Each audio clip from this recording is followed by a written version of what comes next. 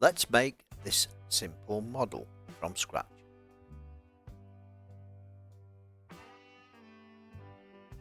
So you've got your default cube. We'll actually make the model that you've just seen. So let's just delete that. Parts of our pipe work. So I'm just going to add in a mesh, and what we're going to do is we're going to add in a cylinder. If this is closed, then you open this up. Our cylinder is going to be 32 by 1 meter circle and 4 meters high. There's also this, which normally would have the end gone in the top, but we don't need that this time. So what we've got, we're going to actually Shift and D to duplicate this tube, and we're going to rotate it on the X by 90. Once that's done, we can then actually join these together. Now, we can actually join this together. The easiest way to do this is to add a boolean. So add in a boolean by going in the wrench or spanner and add in a boolean. So we add the boolean, and we've got this one selected, and we want to actually join it to the other cylinder. And this time we want to actually make this a union. So we go into union, and then we apply this.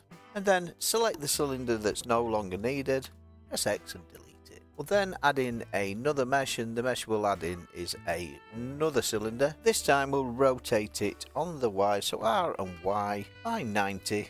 And then what you can do is actually select the actual four you've already joined together. We add a modifier, which of course is a boolean, union again, and we go cylinder 1 and then apply.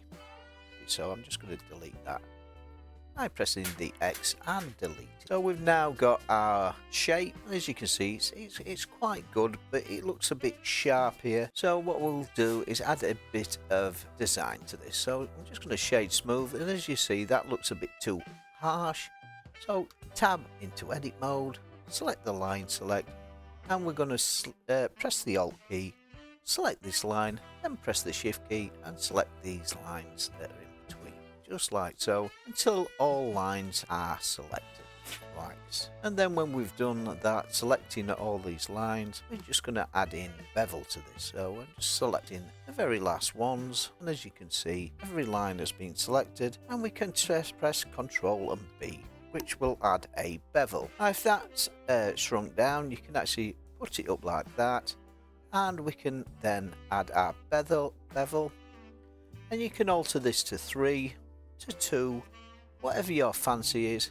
And you can also make it so it looks like a welded joint going outwards by changing this like so, or putting it back into the middle just to make that slight bevel. We then actually Control and R to put a loop cut in here, Control and R to put another loop cut in here, and I'm just drawing these close to the edges, not much regard, and I'm just going to actually put them on the close edges. You can do this precisely if you want, but it's not really needed, because a bit of distortion, and especially in things like metal pipes, I mean this could be just a metal pipe or it could be a concrete pipe, depending on what you want to actually make it into. I think I've got majority of these done now, and I'm just going to actually have a quick look round just to make sure I've done a line on each, and then go out of edit mode, and we can add in a solidify modifier. So add modifier, press the S, and you'll see solidify should be at the top of the list,